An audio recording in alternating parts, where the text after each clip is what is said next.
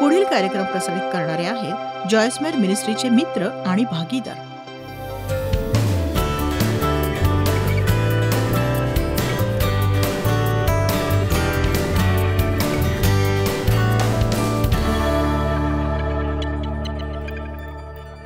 आपण अभिषिक्त आहोत आणि त्या शब्दाचा अर्थ म्हणजे विशेष व पवित्र उपयोगाकरता वेगळे केलेले. हा माझा ग्लास आहे या अशा सभांसाठी, आणि आम्ही त्याचा वापर इतर कशासाठीच करत नाही. ऐकताय ना तुम्ही? या ग्लासमधून पिणारी मी एकमेव मनुष्य आहे. आता हे खूपच साधं उदाहरण आहे, पण ते केवळ माझ्या वापरासाठी वेगळं ठेवलेलं आहे. जरी तो केवळ ग्लास असला तरी लोकांना माझ्या ग्लासप्रती आदर आहे. किती जणांना हे कळतंय?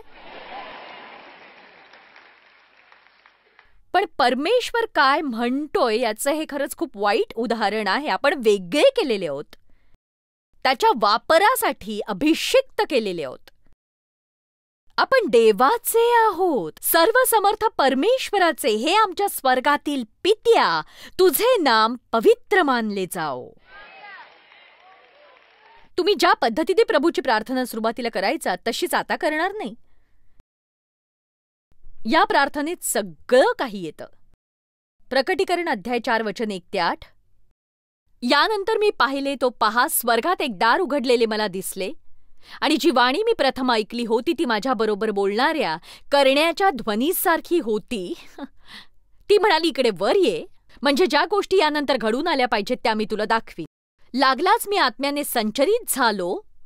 तो पहा, स्वर्गात राजासन मांडलेले होते, आणि त्या राजासनाजवळ कोणी एक बसलेला होता, आणि जो बसलेला होता तो दिसण्यात यास्पे आणि सार्दी या रत्नांसारखा होता.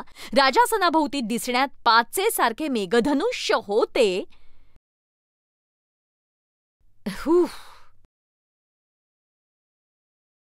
राजासनाभोवती 24 आसने होती, आणि त्या आसनांवर शुभ्र वस्त्रे परिधान केलेले व डोक्यावर सोन्याचे मुकुट घातलेले 24 वडील बसलेले होते. राजासनाच्या आतून विजा, वाणी व मेघगर्जना निघत होत्या.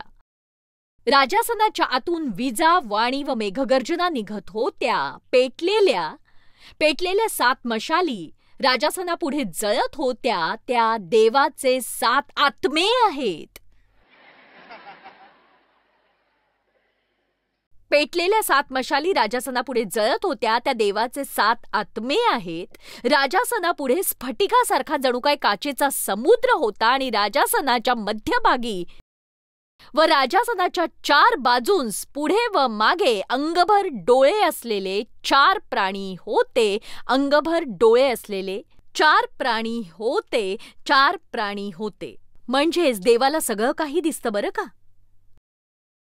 पहिला प्राणी सिंहासारखा, दुसरा गोऱ्ह्यासारखा, तिसरा माणसाच्या तोंडासारखा, आणि चौथा प्राणी उडत्या गरुडासारखा होता. मी असा ढोंगीपणा करणार नाही की हे सगळं मला कळलंय. तेव्हा माझ्याबरोबर राहा. त्या 4ही प्राण्यांना प्रत्येकी 6 पंख असून ते प्राणी आतून बाहेरून सर्वांगी डोळ्यांनी भरलेले होते. आणि पवित्र पवित्र पवित्र पवित्र जो होता, जो आहे व जो येणार, तो सर्वसमर्थ प्रभू देव, असे ते रात्रंदिवस म्हणतात. ते कधीच थांबत नाही. चला आपल्या पवित्र देवाला मनापासून हाक मारा.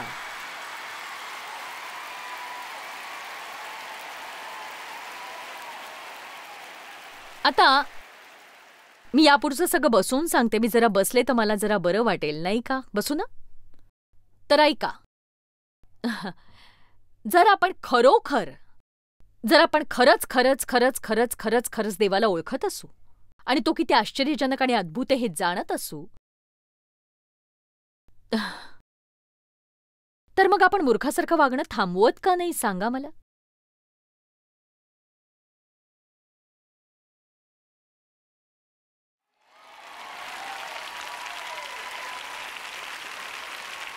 म्हणजे अगदी साध्या गोष्टीपासून सुरुवात करूया ना, की जसं की आज मी कुठलंही गॉसिप करणार नाही.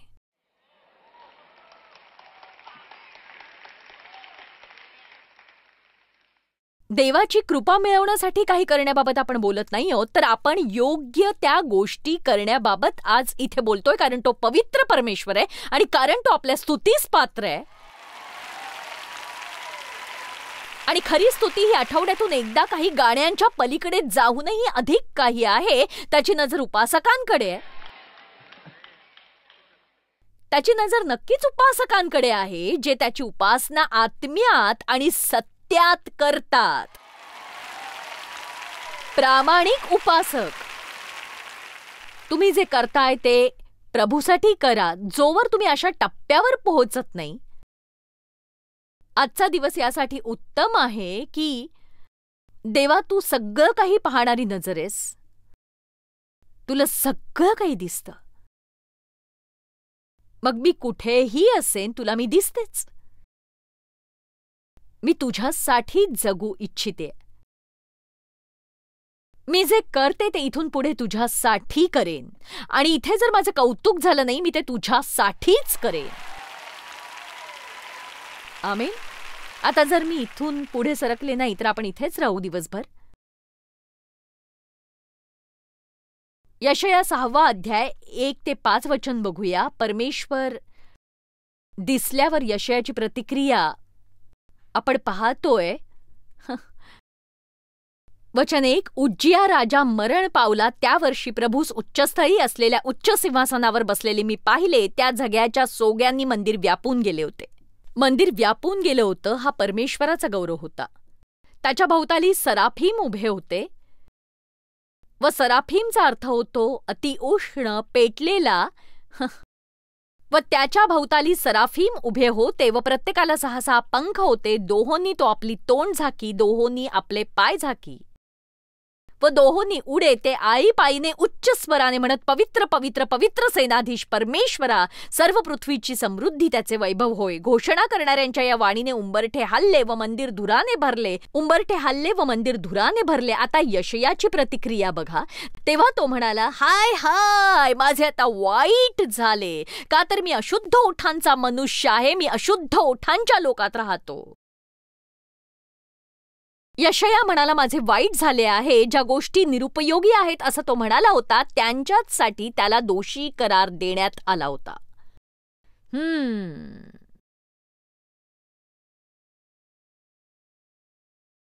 जर समजा कुणी तुम्हाला वाक्य पूर्ण करायला सांगितलं, देव काय आहे हे तुम्हाला पूर्ण करायचंय. लोक काय म्हणतील की देव चांगला आहे, देव प्रेमळ आहे, देव दयाळू आहे, देव कृपाळू आहे, देव क्षमा करणारा आहे, देव अद्भुत आहे, देव पवित्र आहे. पण असं कोणी म्हणेल का की देव हा भीतीदायक आहे? बघा, तुमच्यापैकी कित्येकांना तर समजलंच नाही. पण ही एक पवित्र भीती आहे. आणि असं नाही की देव मला दुखावेल याची मला भीती नाही, तर मी त्याला दुखावीन अशी भीती वाटते मला देवाला दुखवायचं नाहीये. त्याला न आवडणाऱ्या गोष्टी मला करायच्या नाहीयेत. मला परमेश्वराचं मन दुखवायचं नाहीये, तर मला त्याची उपासना करायची.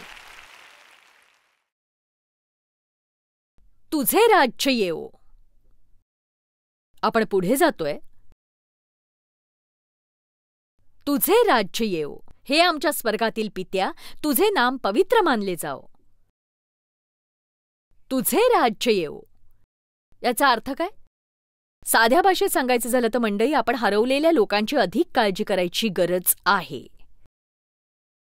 परमेश्वराच्या राज्याच्या वाढीची नाही, किंवा केवळ आपल्याला काय हवंय ते मिळवण्याची नाही.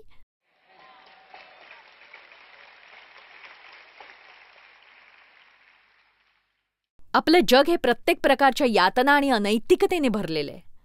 गोष्टींच्या मागे धावू नका. गोष्टींचा शोध घेण्यात वेळ वाया घालवू नका. तुम्ही प्रथम त्याचे राज्य आणि त्याची धार्मिकता मिळवण्याची खटपट करा, म्हणजे याबरोबर त्याही सगळ्या गोष्टी तुम्हाला मिळतील. आपल्या मनाची आरोळी हवी की देवा, माझी नेमलेली कामगिरी काय आहे? माझी कामगिरी काय आहे?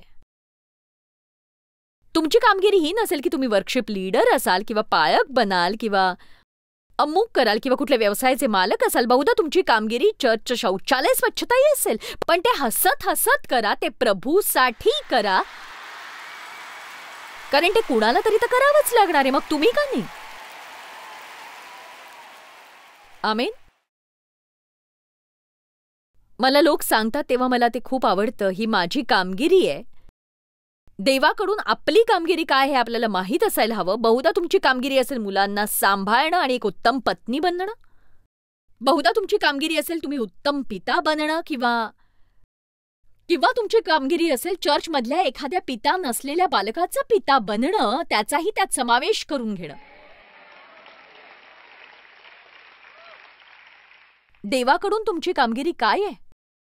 बहुधा ती सार्वजनिक कामगिरी असेल, बहुधा ती खाजगी कामगिरी असेल, पण देवाकरिता जे आपण गुप्तपणे करतो त्याचा मोबदला उघड्यात देण्यात येईल. मत्तय 6. राज्याच्या वाढीसाठी तुमच्या वाटेचं ते करा. आजच्या जगाची परिस्थिती पाहून देवाला तुमचं मन मोडायला सांगा आणि भरकटलेल्यांसाठी मध्यस्थी करायला सांगा. बायबल म्हणतं की सगळी पृथ्वी कणतीये. परमेश्वराच्या पुत्रांच्या मुक्तीची वाट बघतीये.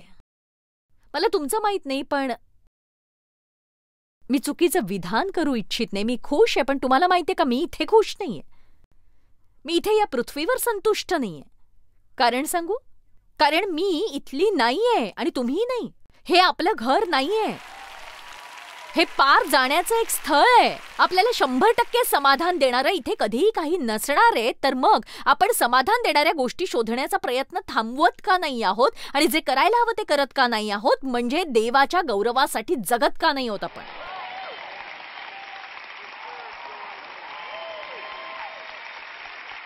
जसे स्वर्गात तसे पृथ्वीवर तुझ्या इच्छेप्रमाणे हो. स्वर्गात तसे पृथ्वीवरही तुझ्या इच्छेप्रमाणे हो. पिते, तुझी इच्छा असेल तर हा प्याला माझ्याकडून काढ. माझ्या इच्छेनुसार नाही, तर तुझ्या इच्छेप्रमाणे हो. देवावर प्रीती करणाऱ्यास म्हणजे त्याच्या संकल्पाप्रमाणे बोलावलेल्यांचे सर्व काही त्यांच्या कल्याणार्थ सहकारी असे होते. आपण केवळ ऐकतो, सगळं काही त्यांच्या कल्याणार्थ. लगेच आपण म्हणतो ओ हा हालेलुया, हे कल्याणासाठी होणार आहे. जे परमेश्वरावर प्रेम करतात आणि जे त्याच्या संकल्पनेकरताच बोलावले गेले आहेत आणि जे उत्स्फूर्तपणे त्यांच्या आयुष्यात देवाच्या इच्छेच्या मागे धावत राहतात. फक्त आणि फक्त देवाची इच्छा. आणि मी तुम्हाला सांगू शकते, देवाची इच्छा तुम्हाला श्वासापेक्षा अधिक हवी असेल. जर तुम्ही देवाच्या इच्छेशिवाय जगण्याऐवजी मरण पत्कराल तर मग अजून काहीही होणार नाही, तर केवळ तुमचं कल्याणच होईल.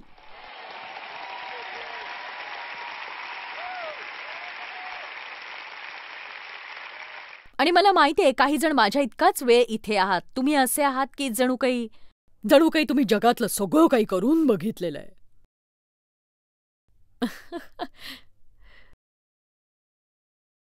म्हणजे आपण जर परमेश्वराच्या इच्छेत नसू तर आपल्याकडे कशाची योग्यता आहे? माझ्या इच्छेनुसार मिळालं असेल तर ते काय आहे?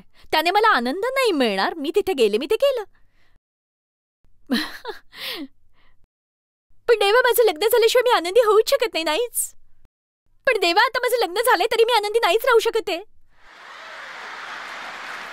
देवा, मला मूल नाहीये म्हणून मी आनंदी नाहीये. देवा, कितीही मुलं किती त्रास देतात ती मला. देवा, यापेक्षा चांगली नोकरी मिळाली नाही तर मी कशी काय आनंदी राहीन? मोठं घर मिळालं नाही तर कशी काय आनंदी राहीन? काही मिळालं तरी तुम्ही आनंदी राहणारच नाही आहात.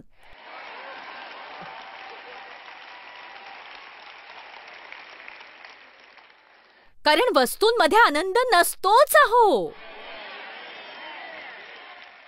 आनंद येशूमध्ये असतो आणि जेव्हा आपण त्याच्या राज्याचा शोध घेतो तो गोष्टींची भर घालतो. आणि आपल्या नेमकं हेच लक्षात येत नाही. माझं काय होतं ते मी सांगते. देवाने माझ्यासाठी काही केलं तरी मला गुदगुल्या होतात आणि तो नेहमीच तसं करतो. पण त्याच्या मागे न जाण्यातच समाधान आहे.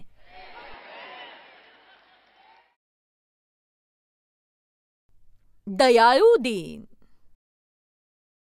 प्रिय महिला, पुरुषाच्या मागे जाऊ नकोस.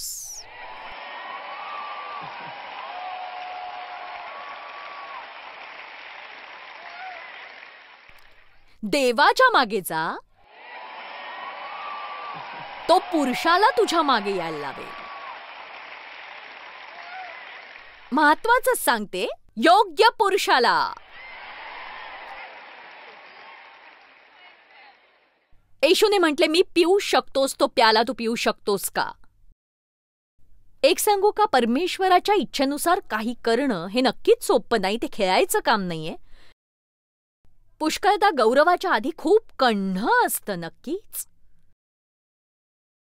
आमेन. आपण मजा करतोय हा चेतवणारा संदेश, पण मी सांगते की लोकांना मी काय करायला सांगते हे मला कळतंय, ते म्हणजे दुखावलेल्यांना क्षमा करा. लोकांबद्दल वाईट बोलणं थांबवाल का? ते असं असतं की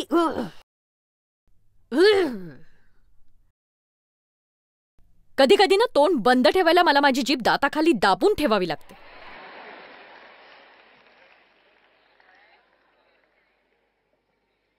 कारण ही परमेश्वराची इच्छा आहे. पहिले थेसलोनिकरांस अध्याय 4:3, देवाची इच्छा आहे की तुमचे पवित्रीकरण व्हावे, शुद्ध व पवित्र जीवनासाठी वेगळे केलेले तुम्ही जार कर्मापासून स्वतःला दूर राखावे जार कर्मापासून.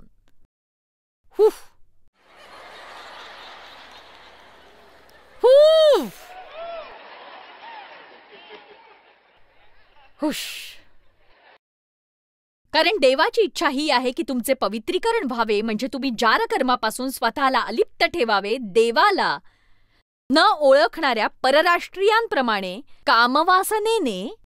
कामवासनेने नव्हे तर पवित्रतेने व अब्रूने तुम्हातील प्रत्येकाने आपल्या देहावर ताबा कसा ठेवावा ते समजून घ्यावे.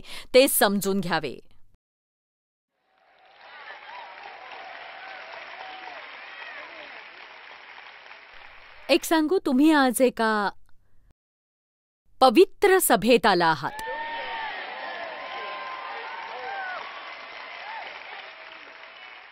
किती जण माझ्या सोबत आहात हे समजून घ्या की इतर गोष्टींसोबत जर आज हेही समजून घेतलं नाही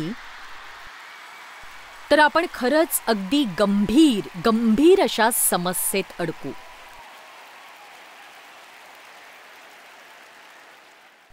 कृपा हे निमित्त असूच शकत नाही उथळ जीवन जगण्याचं. खोल जीवन जगण्यासाठी परमेश्वराचं सामर्थ्य आहे आणि देवाची प्रीती अनेक पाप झाकते.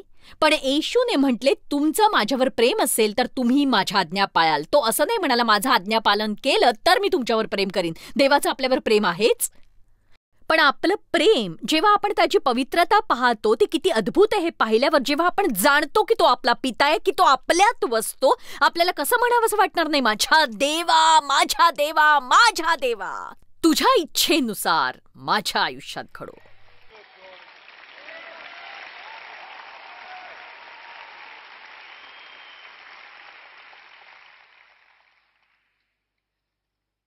जसं स्वर्गात तसं पृथ्वीवर तुझ्या इच्छेप्रमाणे हो. आजची भाकर आज आम्हास दे. यहोवा जायरा, प्रभू आमचा पुरवणारा आहे तो. तुम्ही जर इस्रायली लोकांची माननाची गोष्ट वाचली, ती एका वेळेला एक दिवस पुरेल इतकंच धान्य. बघा, देवाची इच्छा आहे आपणही त्याच्यावर एकेका दिवसासाठी विश्वास ठेवावा, एकावेळी एक क्षण, एकावेळी एका वेळेपुरता दिवसेंदिवस देवावर विश्वास ठेवणं. उद्याची काळजी आणि चिंता करू नका, कारण उद्याच्या काळजी आणि चिंता या असणारच आहेत. परमेश्वर आपल्याला पुरवणारा आहे. जर त्यांनी गरजेपेक्षा अधिक जमा केलं ते सडून जाईल, दुर्गंधी पसरेल. आपल्या गरजा पुष्कळ आहेत आणि परमेश्वर त्या सगळ्या पुरवतो. एका गोष्टीची आपल्याला अत्यंत गरज आहे, ती म्हणजे ताकद, आध्यात्मिक ताकद. आपल्याला प्रोत्साहनाची गरज आहे, शांतीची गरज आहे, पुरवठ्याची गरज आहे, साहचर्याची गरज आहे, विवेकाची गरज आहे, सूक्ष्मदृष्टीची गरज आहे. आपल्याला लागणारं सगळं काही देव देतोय आणि माझा परमेश्वर माझी प्रत्येक गरज उदारतापूर्वक भागवेल. जशी आम्ही आमच्या अपराध्यांची क्षमा करतो तसेच आमच्या अपराधांची क्षमा तू कर. देवाने खरंच असं काही करावं का? बहुधा तुम्ही नीट ऐकलं नसेल. तुम्हाला खरंच हवंय की देवाने तुमच्या अपराधांची क्षमा तशीच करावी जशी तुम्ही इतर सगळ्यांना करता? हे त्याचं वचन आहे. आणि हे आपण गंभीरतेने घ्यायला हवं. मी नाही हे पुस्तक लिहिलं, माझ्याकडे नका असं बघू तुम्ही. मत्तई अध्याय 6 वचन 12, जसे आम्ही आपल्या ऋणांस ऋण सोडिले आहे तशीच तू आमची ऋणे आम्हा सोड. मत्तई अध्याय 6 वचन 14 आणि 15. कारण जर तुम्ही लोकांना त्यांच्या अपराधांची क्षमा केली तर तुमचा स्वर्गीय पिता तुम्हालाही क्षमा करील, परंतु जर तुम्ही लोकांना क्षमा केली नाही तर तुमचा पिताही तुमच्या अपराधांची क्षमा करणार नाही. जर तुम्ही लोकांना क्षमा केली नाही तर तुमचा पिताही तुमच्या अपराधांची क्षमा करणार नाही. आपण हे नीट ऐकत नाही. ऐकतो का सांगा?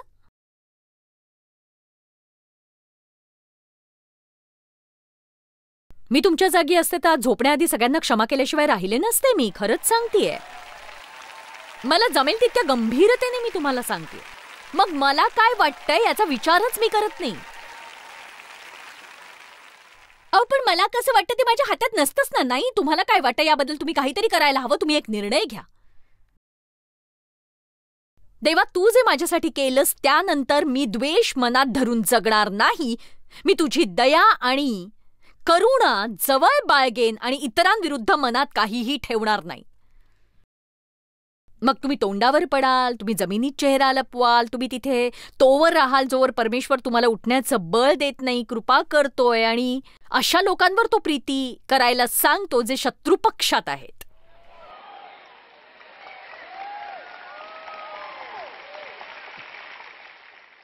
वा, आणखी वेळ असता माझ्याकडे तर आम्हास परीक्षेस आणू नकोस, तर आम्हास वाईटापासून सोडव. जीवनाच्या प्रत्येक दिवशी ही प्रार्थना करा. तर आम्हास परीक्षेस आणू नकोस, तर वाईटापासून सोडव. गेल्या आठवड्यात एका बाईने मला एक गोष्ट सांगितली. मी सांगू शकते, फक्त मी तिचं नाव नाही सांगणार तुम्हाला. ही बाई अनेक अनेक अनेक अनेक वर्ष ख्रिस्ती होती. मध्यमवयीन स्त्री. मी तिला ओळखते तेव्हापासून ती ख्रिस्ती आहे. दीर्घकाळापासून ख्रिस्ती आहे ती. आणि तिच्या मनात काहीतरी होतं. म्हणजे तिला तिचा नवरा आवडत नाही. ती म्हणाली, नाही मला तो आवडतच नाही, मला नाहीच आवडत तो. आणि तिच्या लग्नाला 45 वर्ष झाली आहेत पण तिला तो नाही आवडत. आता तुम्ही माझं ऐका, कारण तिच्या मनात कार्य करण्यासाठी तिने देवाला सोबत घेतलं नाही. एक छोटासा दरवाजा उघडतो आणि एके दिवशी तिच्या कम्प्युटरवर तिला एक संदेश आला. एका अपरिचित माणसाकडून, हाय. तिने मोठी चूक केली. तिने मेसेज टाईप केला, हाय. समजूतदारपणा असं करत नाही. थोडक्यात सांगायचं तर तिने मला सांगितलं की त्या माणसाने तिला 2 लाख रुपयांना फसवलं. आणि या स्त्रीचा नव्याने जन्म झालेला आहे, पवित्र आत्म्यात बाप्तिस्मा झालाय, ती चर्चला जाते.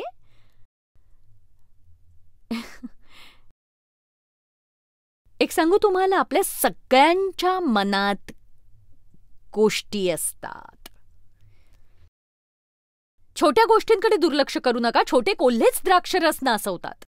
परमेश्वरासमोर मन स्वच्छ ठेवा, कारण तसं केलं नाहीत तर सैतान त्याचा वापर तुमच्या विरोधात करेल. आता ही बाई म्हणते, मी असं केलं यावर माझा विश्वासच नाही बसत आहे. एक सांगू, हा समजूतदारपणा नव्हता. जीवनात रोज समजूतदारपणासाठी प्रार्थना करा. प्रभू, आम्हाला वाईटापासून सोडीव, मला दुष्ट लोक दाखीव, माझ्याकरता अयोग्य लोकांपासून लांब होण्यास मला मदत कर, सहाय्य कर देवा. माझा खरा मित्र कोण आहे कोण नाही ते दाखवून दे. मला मदत कर की मी मोहात पडता कामा नये. शिष्य थोड्या वेळेसाठी झोपी गेले आणि येशू म्हणाला, उठा आणि तुम्ही परीक्षेत पडू नये म्हणून प्रार्थना करा. तुम्ही सगळ्यात मोठ्या परीक्षेच्या तीव्र संघर्षात अडकण्याची वाट पाहू नका, नाहीतर तुम्ही भयंकर भावनिक गोंधळात फसाल. रोज प्रार्थना करा, आम्हाला परीक्षेत आणू नकोस, तर आम्हाला वाईटापासून सोडीव. का? कारण ते करण्याचं सामर्थ्य केवळ आणि केवळ तुझ्यात आहे.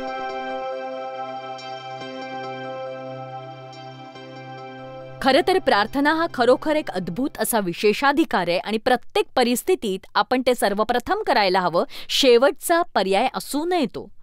देव आपला ऐकतो यावर आपण विश्वास ठेवावा, कारण तो आपला प्रेमळ पिता आहे. आणि विश्वास ठेवा की तो आपल्या जीवनात कार्य करतो, जरी आपल्याला काही दिसलं किंवा अनुभवलं नाही तरी. धन्यवाद. परमेश्वर तुम्हाला आशीर्वाद देव. उरलेला दिवस अद्भुत असा असो.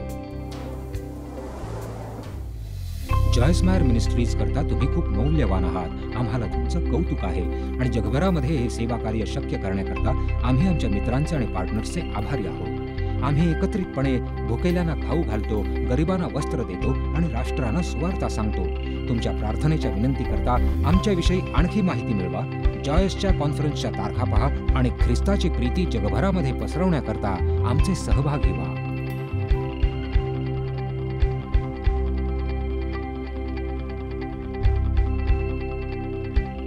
याचा सर्व खर्च जॉयस मेयर मिनिस्ट्रीचे मित्र आणि भागीदार करत आहेत.